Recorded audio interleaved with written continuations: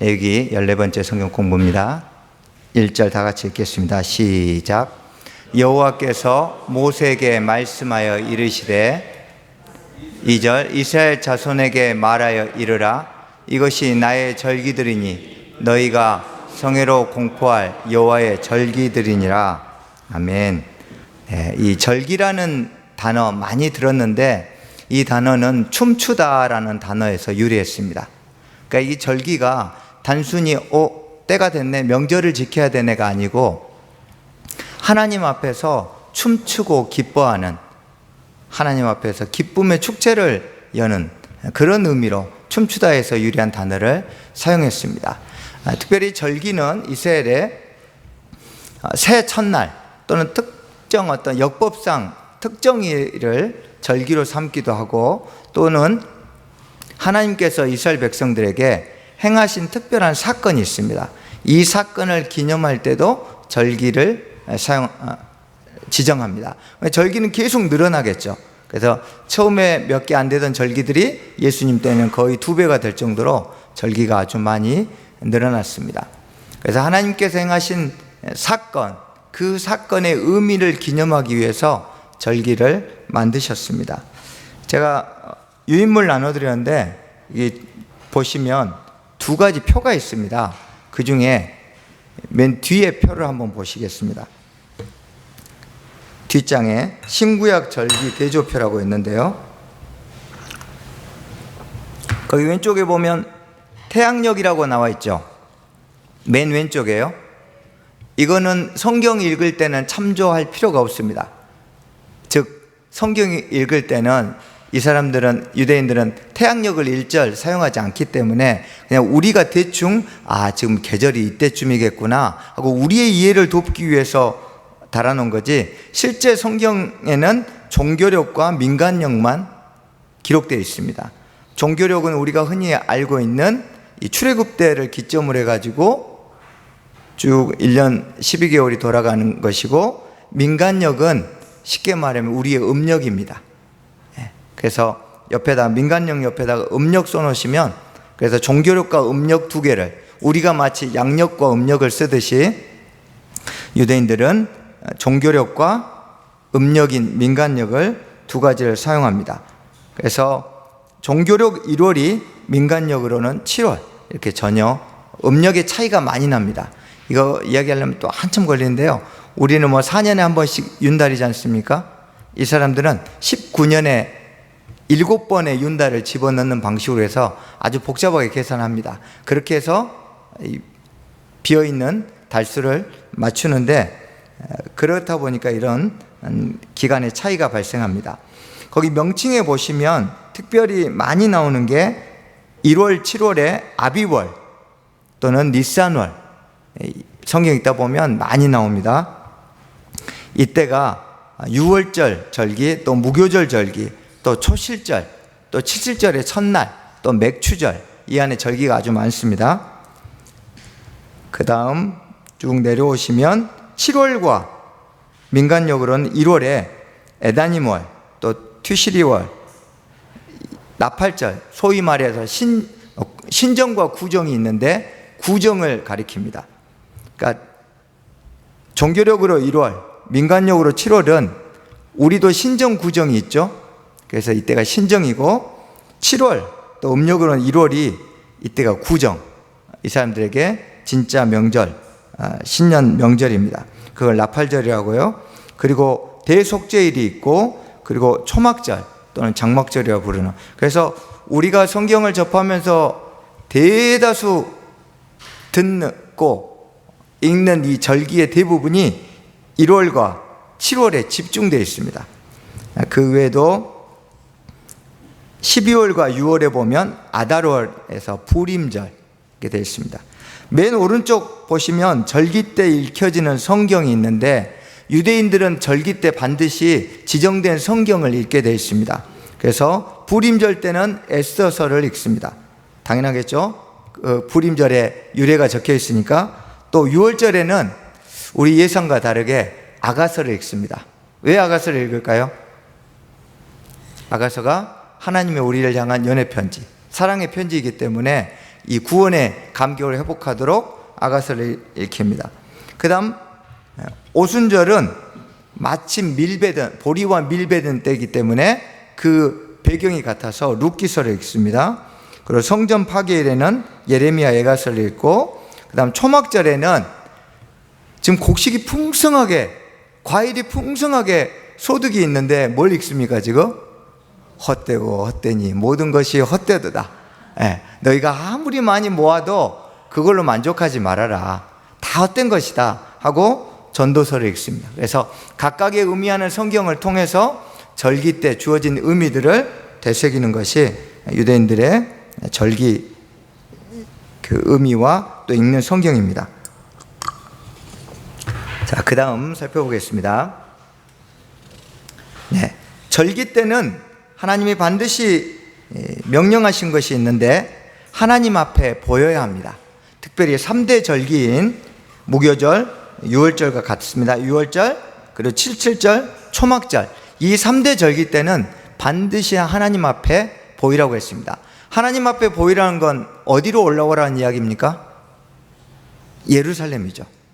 근데 나중에 이 칠칠절 때는 하나님 도저히 못 올라가겠습니다, 봐주십시오. 그래서 칠칠절이 빠졌어요.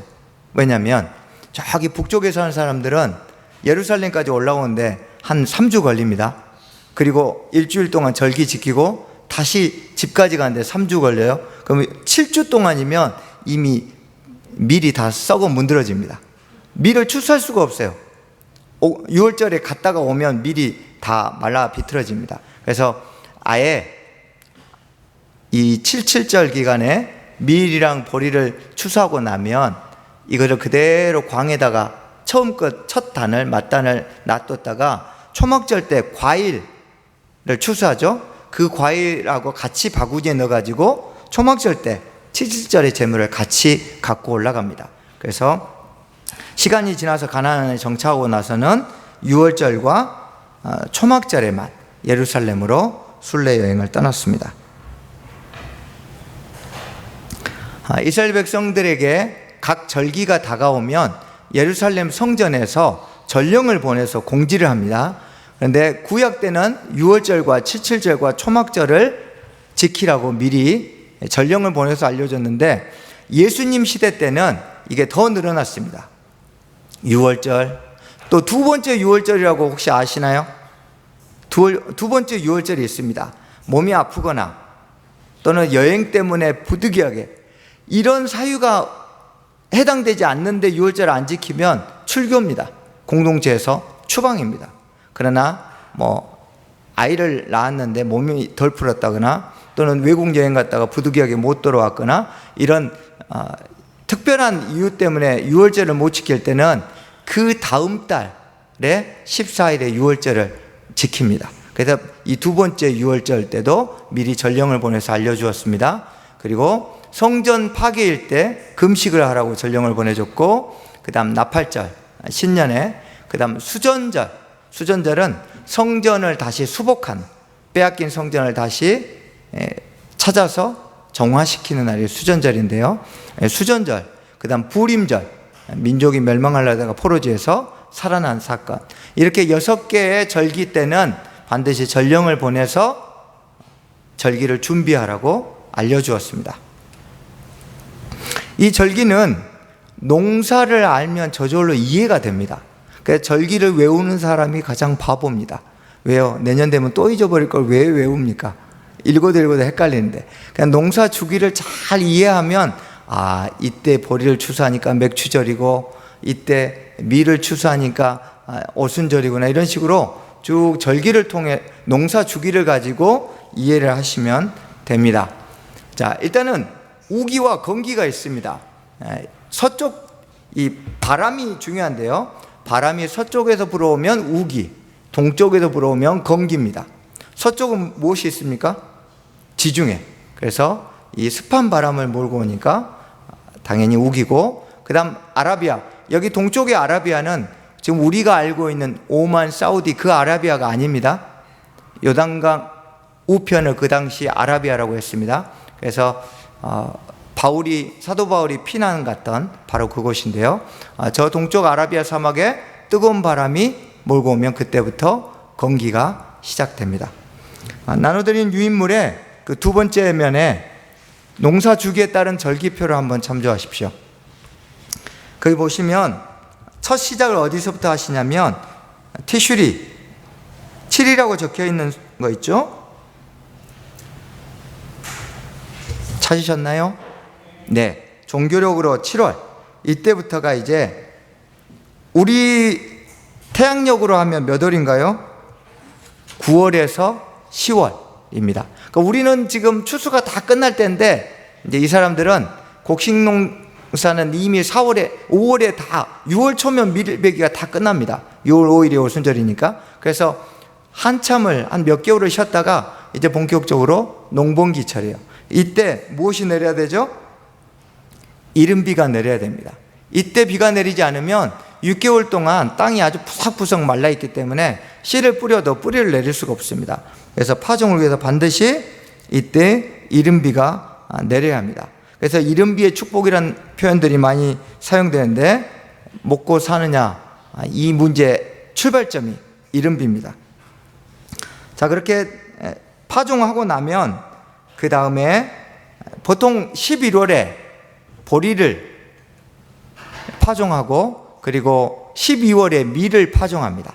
그래서 파종하고 나면 그 파종한 대로 4개월 걸립니다. 그래서 보리는 3월 말부터 해서 4월 달까지 추수하고 밀은 4월부터 5월 중순까지 해서 보통 추수를 마치는데요. 이때 한 4개월 정도 이제 이슬이 내려지고 보통 12월, 거기 보시면 10이라고 적혀 있는 숫자, 12월에서 1월에 아주 큰 비가 내립니다. 우리가 그 말씀 많이 아시죠? 마태복음에 비가 나고 창수가 나면 어떻게 한다 했죠? 다 쓸려간다고 했죠. 모래 위에 지은 집들이. 그때 나오는 창수가 바로 이 12월에 나오는 큰 비인데, 이때 받은 비로 4월까지 버틸 정도로 굉장히 많은 비가 오고, 이때 내리는 비에 따라 평소에는 도로였는데 갑자기 하천이 될 정도로 와디 현상이라고 하는데요, 굉장히 많은 비가 이때 내립니다. 그래서 이 비로 이제 근근히 버티다가 이때 큰 비가 잘 내려줘야 이제 곡식이 아주 튼튼하게 여물고 4월 초쯤이 되면 그때 이제 마지막으로 늦은 비가 내리는 거죠. 그래서 여기 보시면 태양력으로 3월과 4월 그리고 9월과 10월 이렇게 우기와 건기가 시작된다는 거 이해하시면 되겠고요. 이스라엘, 여러분 과일은 주식입니까? 후식입니까? 후식이죠. 네, 이 사람들은 주식입니다. 예를 들어 밀과 보리만 가지고 먹고 살 수 있느냐? 없습니다. 그래서 7가지가 주식입니다. 보리, 밀, 그 다음 무엇이죠? 포도, 무화과, 석류, 올리브, 종려. 네, 이 순서대로 추수하는데요. 이렇게 2가지의 곡식과 5가지의 과일을 이 사람들은 주식으로 먹고 생활합니다. 그래서 과일 농사가 흉년이어도 먹고 살기 힘들고, 곡식 농사가 흉년이 들어도 생존에 큰 타격을 받습니다. 그런데 곡식과 과일의 이 생육 주기가 너무 달라요. 이게 굉장히 중요합니다. 이 생육 주기가 같았으면 바알 숭배나 우상 숭배가 이스라엘 땅에 없어요. 근데 곡식과 과일의 생육 주기가 달라지면서 여기에서 우상 숭배가 시작됩니다. 그건 나중에 7절 때 또 자세히 다루도록 할게요. 여기서 보시면 10월 달에 이른비 쟁기질하고 보리를 파종하고, 큰 비가 내릴 때 밀을 파종합니다. 12월에. 그리고 이제 2, 3월 동안 늦은 비와 또 내리는 이슬로 농사를 짓습니다. 이때 이제 나달이 서서히 여물기 시작합니다. 4월 초가 되면 이제 이때가 이스라엘의 1년 농사의 모든 것을 결정하고 이들의 신앙심에 진짜와 가짜가 드러나는 시기입니다. 자, 곡식이 자라려면 무엇이 필요합니까? 수분이 필요하죠. 그런데 우리 집에 과일수 있으신 분들이 있죠. 이제 막 꽃들이 수정하려고 하는데 비 오면 어떻게 됩니까? 과일 다 떨어지죠. 농사 망했죠. 마찬가지예요. 요 시기가 딱 6월절, 무교절 기간에 겹칩니다. 그 일주일 사이에 비가 일주일 늦게 오면 또는 빨리 오면에 따라 생존이 달라집니다. 그래서 이때 만약에 비가 늦게 와요, 그럼 꽃들이 다 수정 못하고 떨어져서 과일 농사가 망합니다. 비가 좀만 빨리 와요, 그럼 곡식이 또 여물지를 못해서 곡식 농사가 망합니다. 그러니까 이때 막 농부들의 마음이 애가 탑니다. 하늘 보다가 하나님 보다가 안 되면 어디로 갑니까? 바알에게 달려가는 거예요. 그래서 이런 문제 때문에 우상 숭배가 끊임없이 나오는데, 우리는 이런 배경 없이 성경을 보면 도대체 종자가 다른가? 왜 이렇게 우상에게 달려가나? 이런 생각들을 많이 하시죠. 우리 삶도 마찬가지예요. 우리 삶에 이게 잘 됐으면 저게 잘 되기를 바라고, 저게 잘 되면 이게 잘 되기를 바라는데, 이 사이에서 하나님께 기도하고 기다리다가 안 되면 다른 것들을 의지하러 달려가는 우리의 모습과 똑같습니다.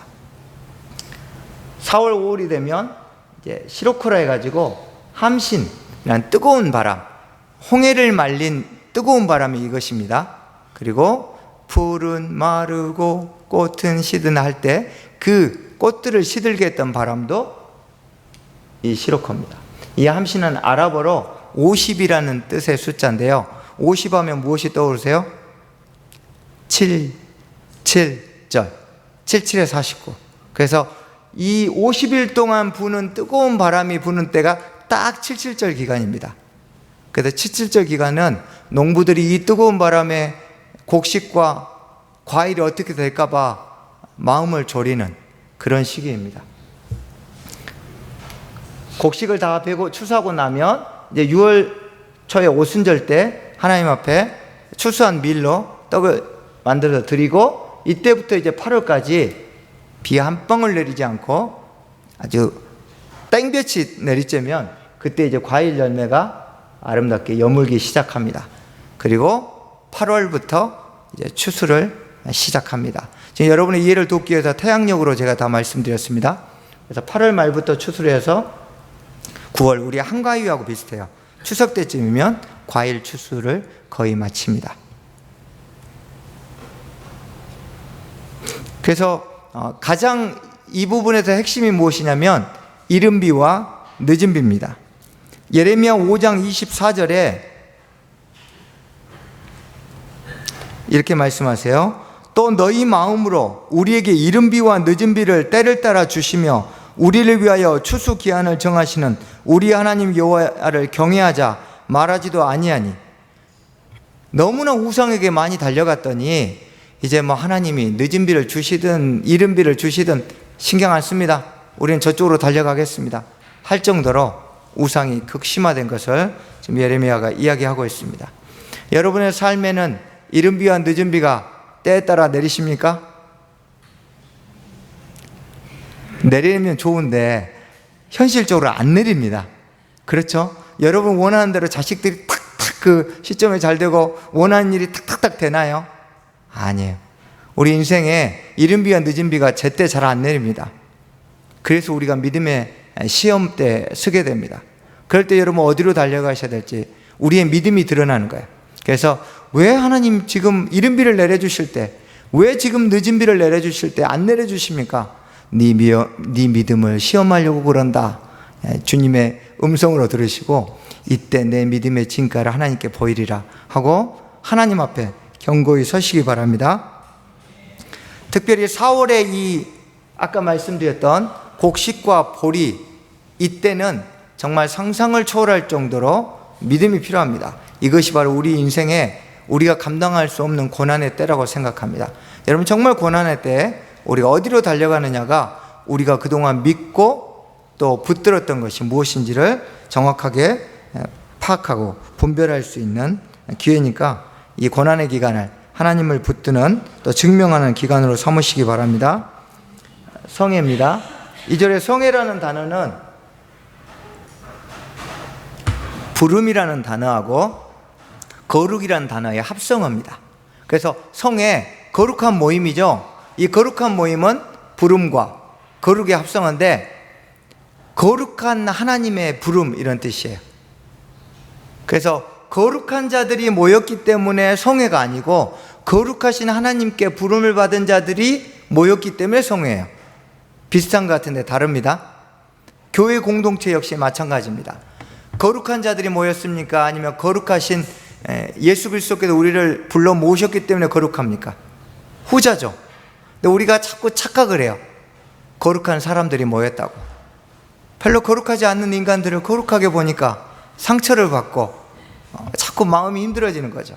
그래서 우리 옆에 한번 둘러보시죠. 거룩하지 않는 인간들을. 네. 네. 그 안에 있는 예수 그리스도만 믿으십시오. 옆에 사람 믿지 마시고. 하나님이 우리를 부르셨기 때문에 우리가 거룩한 모임이 되는 거지, 우리 자신이 뭔가 됐다고 착각하고 교만하기 쉽습니다. 그래서 우리 모임이 하나님이 기뻐하시는 모임이 되려면 우리 새누리 공동체가 하나님 기뻐하시는 거룩한 공동체가 되려면 하나님이 부르셨으니까, 저 사람도 하나님이 부르셨으니까, 나도 하나님이 부르셨으니까, 그러면 상대를 용납할 수 있습니다. 그런데 아니 저 인간은 왜 저러나, 거룩한 사람이 이렇게 돼버린 거죠. 그래서 항상 나 자신 또 타인을 바라볼 때 그 사람의 거룩함이 아니라 그 사람 안에 거룩하게 하신 예수님, 성령님을 보는 눈을 달라고 기도해야 합니다. 그럴 때 우리가 교회 안에서 사람들에게 상처받지 않고 또는 밖으로 우리가 배타적이지 않을 수 있어요. 마치 우리는 거룩한 사람들인데 쟤들은 뭐야 하고 세상을 터부시하고 배타적으로 우리와 완전히 다른 사람인 것처럼 여길 수 있거든요. 그래서 이 상처와 배타성을 극복하려면 우리의 거룩함이 아니라 우리를 부르신 하나님의 거룩함을 붙드는 교회, 그런 공동체가 되어야 합니다.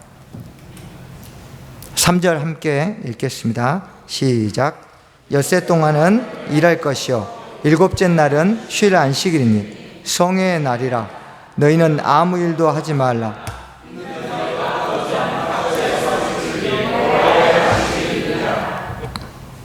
여러분, 안식일의 뜻이 무엇입니까? 쉬는 날입니까? 그러면 아무 노동도 하지 않아야 됩니까? 이게 안식일인데 무슨 안식일이라고 했죠? 여호와의 안식일입니다. 이 여호와의 안식일, 이게 원문을 그대로 번역하면 여호와께 향하는 안식일입니다. 그러니까 안식일은 노동을 쉬는 게 초점이 아니에요. 누구에게 향하느냐가 초점이에요.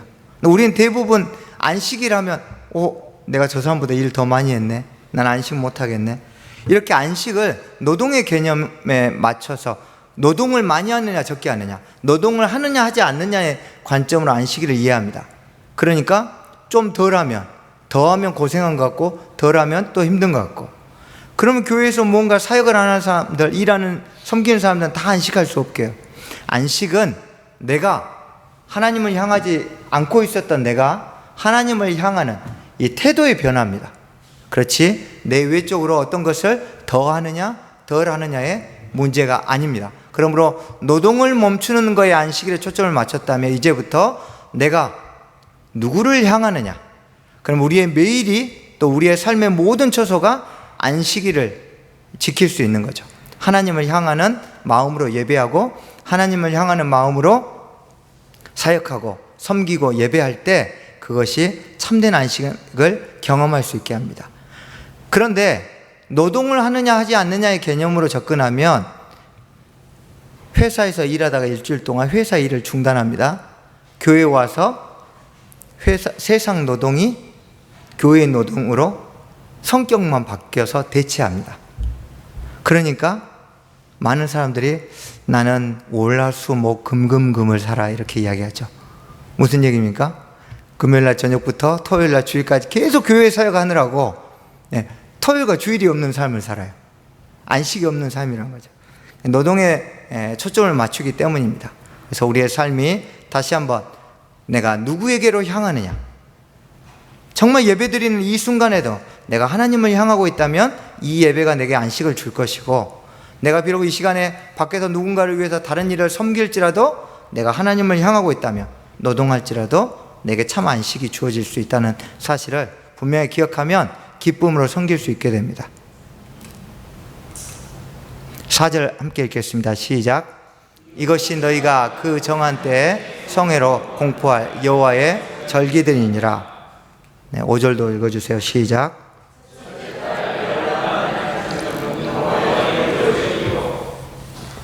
네, 6월절 가지고 한 3번 해야 될 것 같은데요. 먼저 6월절을 언제 지킵니까? 첫째 달에 지킵니다. 특별히 이제 제가 지금 여러분하고 같이 좀 살펴볼 6월절은 이제 우리가 성경을 예수님 중심으로 많이 보니까 이 1세기 예수님 시대의 6월절에 맞춰서 좀 설명을 드리려고 합니다. 첫째 달은 출애굽기 말씀에 보면 아비벌에, 또 그런데 에스더서에 보면 이날을 니산월이라고 했습니다. 왜냐하면 아비벌은 가나안에서 부르는 월 명칭이고 니산월은 바벨론에서 부르던 명칭이에요. 그래서 각각 같은 달을 이렇게 다르게 표현한, 시대에 따라 표현을 달리한 것 뿐이지 다 같은 첫째 달입니다. 이 첫째 달은 하나님이 이스라엘을 애굽으로부터 구원하신 그 달이 첫째 달입니다. 그래서 이 니산월 또는 아비벌에 대해서 착각하지 마시고 항상 이 달이 6월절이구나 하고 이해하시면 되겠습니다. 보통은 이 첫째 달에 보리가 이제 본격적으로 여물기 시작합니다. 여러분 왼쪽과 오른쪽 중에 어떤 것이 보리일까요? 이게 보리일까요? 이게 밀일까요? 자, 농촌 경력 20년 10년 없으세요? 네, 이게 수염으로 구별하는데요. 수염이 산발적으로 둘 다 하늘로 난데 산발적으로 난 것이 보리고 하늘로 일직선을 쭉 난 게 밀입니다. 그래서 되게 구별하기가 쉽지 않죠. 네, 그래서 이건 아얄론 골짜기에서 추수한 보리이삭, 이건 셰펠라에서 나사렛에서 난 밀인데요. 이 두 가지가 한 달 간격으로 추수를 하는데, 특별히 이 보리의 이 이삭이 나오는 시기, 소위 말해서 이 알곡이 연글기 시작한 이때가 바로 6월절입니다. 그래서 아비벌에서 아비 이게 보리 이삭이란 뜻이에요. 그럼 왜 보리 이삭을 이 6월절을 지키는 아비벌 명칭으로 했을까요? 하나님은 항상 뭔가를 이미지하고 연상하게 하십니다. 보리 이삭, 이때 또 그 삼이 꽃을 피워요. 그래서 보리가 이삭을 맺고 삼이 꽃이 피울 그 시점에 뭘 생각해요? 내가 너희를 종된 새 풀무 같은 애굽에서 탈출시켰다. 이것을 기억해라 라고 이미지. 그래서 항상 이게 피면 그대로 하나님이 우리를 구원하셨구나 하고 이 시기에 연결했습니다. 우리의 삶에도 연상되는 게 있어요. 저는 옷을 다릴 때마다 헌금이 생각납니다. 옛날에 하도 돈을 들여서 헌금했더니, 저만 그랬나요? 네. 예전에 막 정성을 다해서 헌금해야 된다 해가지고 돈 되게 많이 달았어요. 이 돈 다리고 저 돈 다리고 돈을 다려가지고. 근데 지금도 그게 습관이 돼서요. 가게 가서 잔돈을 받았는데 새 돈이 있으면 꼭 구별합니다. 아직도 습관이 돼요. 그래서 하나님께 조금이라도 더 좋은 거 드리고 싶은 이런 이미지들이 있는 거죠. 성경 읽기표를 보면 항상 하나님하고 같이 성경 가운데 깊이 나갔던 때가 기억납니다. 우리에게도 어떤 사건이나 어떤 추억, 기념할 만한 것들이 무언가를 보면 하나님과의 추억이 떠올라야 돼요. 그래서 우리의 삶에 이걸 보면 그때 이 사건, 저걸 보면 그때 하나님이 저런 사건 하면서 하나님의 일하심을 기억하는 겁니다. 저희는 앰뷸런스만 보면 심장이 생각납니다. 이렇게 하나님의 구원하심이. 그래서 우리의 삶에 하나님의 역사를 연상시킬 수 있는 이런 추억거리들이 많아야 될 것입니다. 자, 한 달, 이제 45일 전부터 6월절을 처음으로 이제 지키라고 전령을 보내서 공지를 하는데, 이 한 달 반 전에 공지하는 게 돈 내라는 공지입니다. 생명의 속전을 하나님께 바쳐라 하고, 제가 오타가 났네요. 한 달 반 전인데, 한 달 반 전부터 반세계를 준비시킵니다. 이것은 출애굽할 때 장자를 사망으로부터 건져낸 것에 대해서 하나님이 그 싹을 요구하는 겁니다. 그래서 20세 이상의 이스라엘 남자들은 누구를 막론하고 반드시 생명의 속전을 내야 합니다. 안 내면 아주 거의 죽을 정도로 두드러 맞습니다. 가난하면 국어를 해서라도 내야 합니다.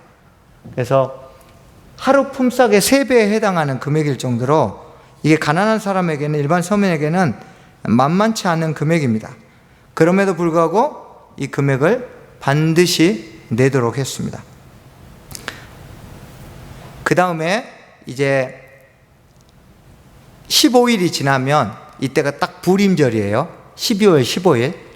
이때 이제 각 동네마다 통을 하나씩 놓습니다. 이 통에다가 독립입구나 마을 회관에 회당 앞에다가 놓는 그 통에다가 각각 생명의 속전을 내야 합니다. 근데 이때 낼 때, 하나님 나 올해 되게 돈 많이 벌었어요. 감사합니다 하고 2-3개를 내고 싶어요? 안 됩니다. 정확하게 반세계를 내야 돼요. 그래서 이 당시는 이제 이 근으로 달아서 냈잖아요. 그러니까 이 11.3g을 11.36g을 정확하게 달아서 내야 되기 때문에 그 옆에 환전상이 있습니다. 그래서 이걸 정확하게 계산을 해가지고 딱 반세겔만 넣습니다. 그리고 나서 그 수수료로 24분의 1을 떼어갑니다. 이런 사람들이 이제 성전 앞에도 아주 장사진을 치르고 있었죠.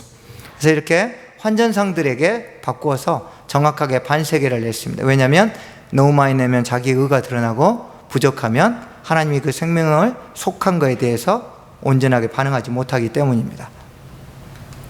자, 그리고 이제 그 전달 24일에 성전에도 이제 상자를 비치하기 시작합니다. 이 상자를 비치하면서 그 옆에 어마어마하게 많은 사람들이 와요. 양만 17만 마리를 잡으니까 일주일 동안. 그래서 10명당 한 마리 잡으니까 엄청나겠죠.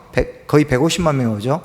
그러니까 그 많은 인원들이 몰려드니까 이 성전 솔로몬 행각부터 들어가는 계단 입구로 해가지고 환전상들이 쭉, 우리 공항 가면 환전소 쭉 있듯이 이렇게 환전상들이 쭉 이렇게 자리를 차지합니다. 그리고 이제 예수님 당시에는 멀리서 오는 사람들을 배려해서 양이나 비둘기나 이런 것들을 자기가 가축 중에서 골라요. 그래가지고 팔아요. 그럼 이게 20만 원이에요. 이 돈을 들고 와서 성전에 와서 다시 이 20만 원에 맞는 양을 사게 허락해 줬어요. 그래서 이 가축을 사야 되니까 성전 근처에 무엇이 있습니까? 가축 시장이 원래는 양문 곁에 있는데 조금이라도 몫이 좋은 자리를 차지하려고 제사장들에게 돈을 주고 한 칸 더 가까이, 그럼 다른 사람이 뇌물을 주고 또 가까이, 그래서 나중에 더 큰 돈을 주고 성전 안으로 들어오기 시작합니다. 그래서 이방인들 성전 마당이 환전하는 곳과 가축 시장으로 완전히 시끌벅적하게 되었던 겁니다. 이 세금을 내지 않으면 이제 이때부터 24일에 성전 마당 이방인들의 상자가 마련되는 그 시점부터 이제 강제 집행관을, 이 반세겔만 전담해서 걷는 제사장, 강제 집행관을 임명하는데 이 집행관에게 엄청난 권한을 줍니다. 태형, 돈을 안 내면 매로 때릴 수 있는, 죽지 않을 정도로만 때릴 수 있는 권한을 주고요. 어떨 때는 재산을 몰수할 수 있는 권한까지 줍니다. 그 정도로 하나님이 이 생명의 속전을 굉장히 중요하게 여겼습니다. 이 생명의 속전의 사용 용도는 이스라엘 백성의 공동 제사, 상번제로 하나님 앞에 아침과 저녁으로 6월절 기간 동안 드리는 공동 제사를 위한 제물을 구입하고, 또 몸이 질병이 들었거나 너무 가난해서 제물을 구입해 갖고 하나님 앞에 6월절 양 드릴 수 없는 사람들을 위해서 성전에서 구제비로 사용합니다. 그리고 성전 제사에 사용될 물품, 목재, 또 기름, 포도주, 제사장 의복을 위한 옷감, 또 성전 기구 유지 보수 등의 비용으로 이 금액들을 사용합니다. 근데 이 돈이 전국에서 거치니까 얼마나 많겠습니까? 그런데 이 세금을 거두러 다니는 제사장들이 의심을 받잖아요. 그래서 이 제사장들은 옷에 주머니를 하나도 못 달게 합니다. 그리고 한 명을 절대 보내지 않고 복수로 보내는데 돈을 거둘 동안 서로 계속 말을 시킵니다. 왜 그런 줄 아세요? 입에다가 숨겨서 가져갈까 봐. 이게 과장이 아니에요. 실제 기록이 있어요. 그래서 계속 너 어젯밤에 뭐 했니? 그거 했냐? 하면서 말을 시켜요. 왜요? 입안에 못 물게 하려고. 그만큼 어마어마한 이 양이 거치기 때문에 최대한 이 사역자인 제사장들이 이런 탐심에 눈물지 않도록 또 조심을 시켰습니다. 이런 배경 가운데서 예수님이 기도하는, 만민이 기도하는 하나님 아버지의 집인 성전을 강도의 소굴로 만들었다고 채찍으로 상을 엎으신 게 이런 배경 가운데 나온 거예요. 그래서 여러분이 마태복음 21장을 읽으실 때는 이런 좀 6월절의 분위기를 연상하시면서 읽으시면 훨씬 더 실감이 날 겁니다. 이것이 이제 그 고각적으로 발견이 안 돼가지고 사파로 그린 건데요. 이게 바로 반세계를 내는 통입니다. 근데 이 입구가 좁아가지고 한 번 넣으면 절대 빼낼 수가 없습니다. 네. 그래서 입구는 좁고 한 번 넣으면, 그래서 생명의 속전을 하나님께 드리면 물릴 수 없습니다.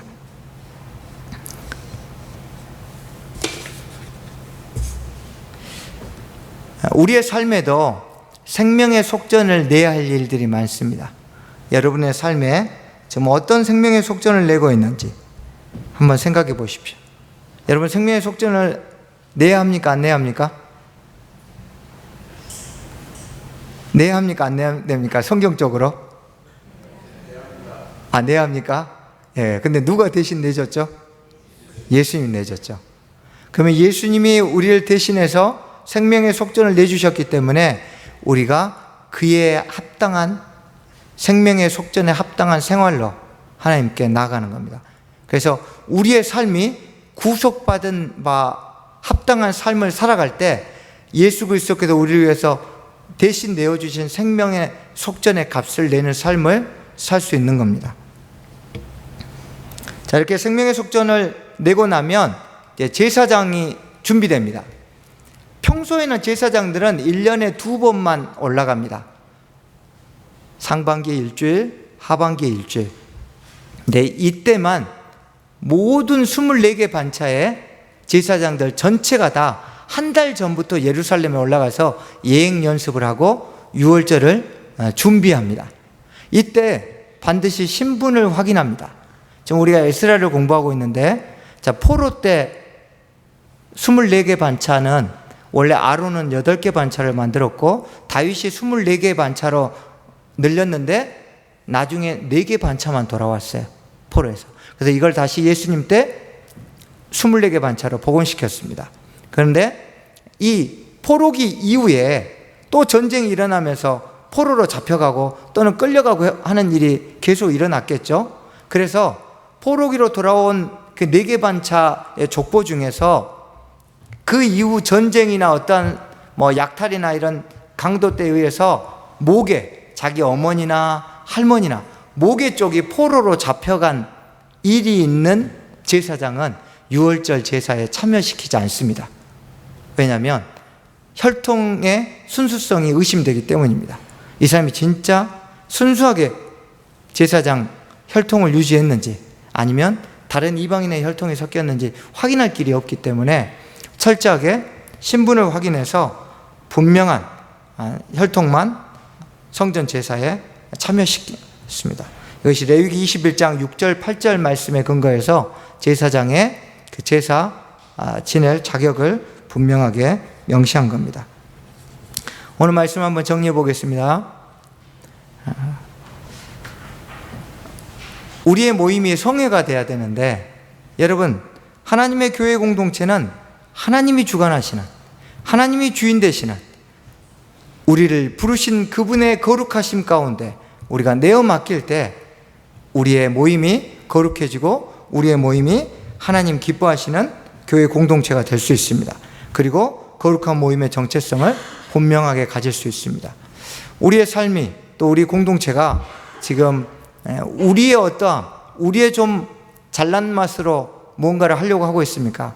아니면 우리의 부족하고 또 연약하지만 우리를 부르신 하나님이 있기 때문에 우리의 여러 가지 보이는 모습과 상관없이 우리가 하나님을 붙들고 달려가고 있는지, 우리가 어떤 성회를 이루고 있는지 우리 교회 공동체를 돌아봤으면 좋겠습니다. 두 번째로, 우리의 사역이 하나님을 향하고 있습니까? 여러분 지금 여러 가지로 1인 2역 3역들 하고 계시는데 그 안에서 안식을 누리고 계십니까? 사역을 좀 쉬면 안식을 누릴까요? 네, 그것도 물론이죠. 네, 힘에 부치면 좀 쉬어야겠죠. 그러나 우리의 방향을 바꿔야 합니다. 우리가 하나님을 향하지 않고 있기 때문에 안식을 누리지 않고 있지 않는지, 우리의 섬김의 기쁨이 사라지고 있지 않는지 다시 한번 우리 자신을 돌아보십시오. 그리고 생명의 속전을 내는 생활, 하나님이 그 아들 예수 그리스도를 통해서 우리를 대신해서 내어주신 그 생명의 속전에 합당한, 구원에 합당한 생활을 회복할 때 하나님 우리에게 그 생명의 값을 받으시고 기쁨의 웃음을 우리에게 보이실 겁니다. 이 세 가지 가지고 우리 한번 같이 기도하겠습니다.